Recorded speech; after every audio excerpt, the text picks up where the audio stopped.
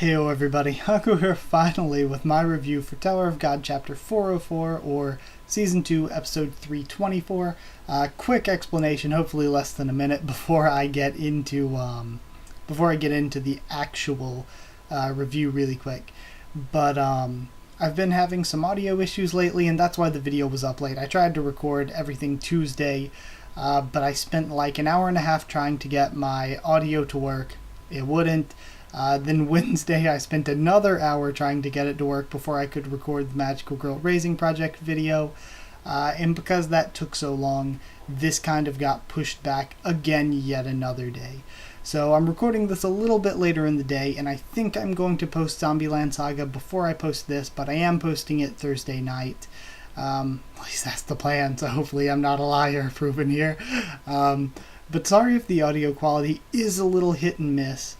It hopefully should sound just perfectly fine. I think I have a makeshift solution for now. I'm going to have to buy a new microphone. I think that'll be the long-term solution.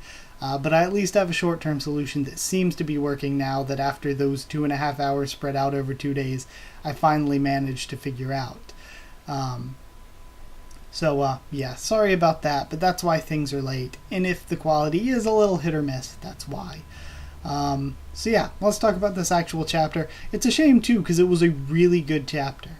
And I looked around at multiple different places. I have not been able to find a blog translation this week, so sorry about that. I guess if the blog translations aren't up basically the same day or the day after anymore, I guess I'll have to start leaving the blog translation info out of the review each week, which, it's whatever. I understand that whoever's translating blogs, they all have lives too, you know?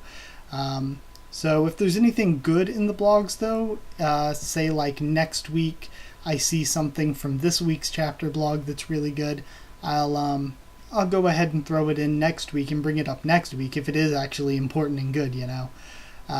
So yeah, there's that too. But chapter as a whole, let's start from the beginning. At the beginning, Kulni Samke just gets hobbited by Evankhell, just completely demolished. Out of here, you're a weakling, nothing. Then Death Karambit attacks Dorian. Yuhan Sung warns Evankhell, don't use too much power, don't go too crazy, or else the Guardian's going to get involved, so hold back a bit. And then he says he's going off to save the prisoners. Now, that could mean White and Karaka, and I think maybe it's more likely that it means White and Karaka, but I'd be somewhat surprised if he didn't rescue the regulars too. Maybe he will, maybe he won't. I think it might be more likely that it's White and Karaka, because I think that a Yuhan Sung versus Fonsakal Drak fight would be most likely. Now, we see Dorian has kind of a setup, though I don't know if he's going to fight Death Karambit for that long. We don't know Death Karambit's level, though last week's blog said that these people were at the same level as Pedro, who is the Death Eye, of course. So if they're at Pedro level, maybe they are pretty strong. Who knows how they'll do against Dorian, but Dorian's already got a matchup. Kay has proven himself useless. At least compared to Evankhell, I'm just being hard on the character. And then Elpathian and Sharon are currently taking on Evankhell, and we're with Chionhee. I guess Chionhee's dealing with Death Lady and Grom at the moment, maybe. But Chionhee's also a bit busy, so I think it'd be likely to see Drak against Yuan Sung. I think that'd be a pretty interesting matchup to see. And that's what I figure we will be seeing. And we'll likely get a good prolonged fight, maybe, hopefully, between Evankhell and Elpathian. I think that'd be cool, before Calavan eventually shows up and they have to figure out what to do then. Because we don't know what the distance is in power between Elpathian and... because Elpathian could be any level at this point. We know that Yuri said that Chionhee was always stronger than her, and Chionhee and Sharon should be about the same level. So if Yuri is coming up around rank 500, then Chionhee and Sharon should maybe be a little bit higher ranked than that. Maybe they're in the 400s, or maybe they're around the same as Yuri. Maybe they're around 500 as well. And that would make me think Elpathian maybe around 200 or 300. So either way, him and Sharon working together is probably a better matchup for Evankhell than him fighting her alone. I'm not sure if Elpathian can take Evankhell alone, but Elpathian could be anywhere. We have no idea what kind of area his power could be in. But Calavan, probably Evankhell level. Either way, though, got a little bit off topic with judging power there. Jay and Wade jump in just to get messed up by Evankhell. Evankhell just completely demolishes them. They are probably dead in pretty bad ways. The first one, though, Jay, he got messed up, but he didn't get melted. Getting melted is probably lethal, even in Tower of God. But we learned that Evankhell uses an orb, actually, and also the orb looked like it was sucking in Shinsu, so it made me think, does Evankhell use Shinwan Ryu, or Divine Circular Flow, or was it Shinsu Black Hole Sphere? Does Evankhell use that? Yeah, also they mentioned that Evankhell is the only one high ranker that uses fire in an orb, so fire must be relatively rare, I guess. An orb, though, I think that's the big thing that's going to be rare since Baam uses one. And the combination of the two makes it even more rare. Suyong, we see, is guiding Baam toward a warship that he can take, while Sowa sending out other warships to serve as distractions. Andrasi and Miseng join him, and there's actually a panel here from the Korean original version that was left out of the English translation for I don't know what reason. It was just left out. So if you read the English version, there was a panel that was left out. That was just a panel of Andrasi and Miseng when they first show up, and Baam says from off panel, Andrasi, Miseng, why are you here? And they just reply, we're going to help you save them too. So that's all you missed. Nothing really big or consequential. It's just, I don't know, kind of sad that a panel got left out somewhere in the shuffle of things.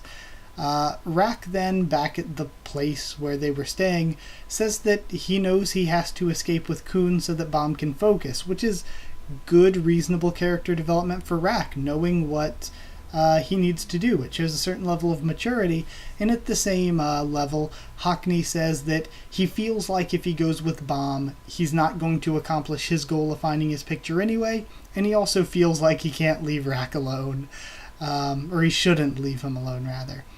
So they ask Ryun how to escape, and Ryun brings up if Ryun thinks that Baam can do this, and Ryun says that a regular surviving on a battlefield filled with rankers fighting each other is basically impossible, let alone fighting them, so Baam surviving out on the battlefield itself could rewrite history.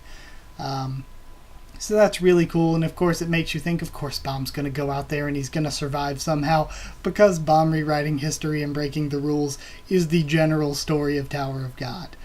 Baam's group then sees the reinforcements from FUG through a window as they carry on, before Miseng sees an ambush coming from the Purple Eye Brothers and gets them to avoid that. She then uses Berserker mode for the first time, which is her natural shape of her Shinsu or whatever, her Shinsu's quality. So she can go Berserker mode. And I actually didn't pick this up, so huge thank you to Dr. Bonehead for actually bringing it up, that she used Berserker mode before when she was controlled by Verdi, and of course that's when Akraptor Prince, it was Akraptor Prince and Wangnan had to fight her, I guess. Baam wasn't in that one. Was Baam in Baam wasn't in the same one as Varagarv. Baam was after the one with Varagarv, right? Because, yeah, that's right. Because Goseng and, I'm talking about the Battle X Gamble. I was trying to remember. Yeah, because the one with Varagarv was Goseng and Chang, and the three of them made it through, I believe. So yeah, they didn't fight in the same thing because Baam was watching on from the stands. Couldn't remember that. What else was next? That's not the end. She has the flashbacks there, and she takes them down with Berserker mode. They were Scrub Lords anyway. But yeah, at the end we go back to Evankhell, and it specifically refers to Inferno as a rare orb, so I guess it's better than a regular orb. It also makes me think that after this is all done with, if Baam and his allies escape with FUG, and instead of going to Walhaixong, they'll get there eventually, but for now they're teaming with FUG. If they do escape with them, I could see Evankhell training Baam, and maybe training Rack too. I mean, if you think about it, if they go with Evankhell for now, Evankhell has the ability to train Rack in the ability to use elements in the ancient way or whatever, and also the ability to train Baam in using an orb. So it's kind of two birds, one stone, you know? Anything else? Oh yeah, she just gets confronted by Sharon and Elpathian, and that's where it ends off. So we're going to have a fight probably between them next week. So yeah, I thought it was a really good chapter. I enjoyed it. I thought that it had some good action, good character development, and I really like what this did for Baam's allies. I like that for Mandrasi's development in going to help Baam, and also just the general development she's had the past few arcs. It's been good for her. It's good for Misang here and her growth. It's good for Hakni and Rack being mature enough to be like, okay, while they're doing that, we're going to escape with Khun. That way we kind of accomplish our main goal and take that sort of burden of accomplishing the main goal off of Baam so that he can do what he needs to do to rescue the others. So I thought that was really good for Baam's allies and their development. Evankhell is just friggin' awesome. That's kind of the majority of the chapter, was just Evankhell just murdering things. Just demolishing Jay and Wei, destroying Kay, and in addition to that, burning through a bunch of the warships, actually. I left that out when I was going through the recap. So yeah, and also there's still a ton more, I keep bringing it up, that we haven't seen, so it's good to keep that in mind. That Ship's team is still out there somewhere, and Jaja's team likely as well. And then all these other teams of the sponsored regulars that we haven't seen yet. So there's still a lot going on there. There's still Calavan who's going to be coming in. White and Karaka might get released at some point. We don't know what Yuri's going to have to do in the end. If she's going to actually have to reveal herself as working with Baam's group, or if she's going to be able to keep playing that she's loyal to Zahard. So there's a lot that we don't know that's going to happen with her. And she hasn't gone onto the battlefield yet, at least. So it'll be interesting to see where all of that leads. There's a lot that we haven't seen, and as a score, what did I give it? Yeah, I gave it an 8.75 because I really struggled with whether to give this a 9 or not. So I'm giving it 8.75 Infernos out of 10. I really enjoyed it. Like I said, I thought it had good development, and I thought the action and stuff was really fun.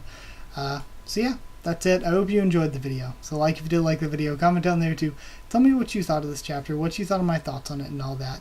Like I said, still dealing with computer issues, but I do still want to do a Haku Q&A this week. It's looking, since things have been pushed back so much, it's looking like if I do it, it'll be this weekend. But like I said, I still want to. I want to get back on doing it weekly on Thursdays, but yeah, just been one thing after another with this stuff.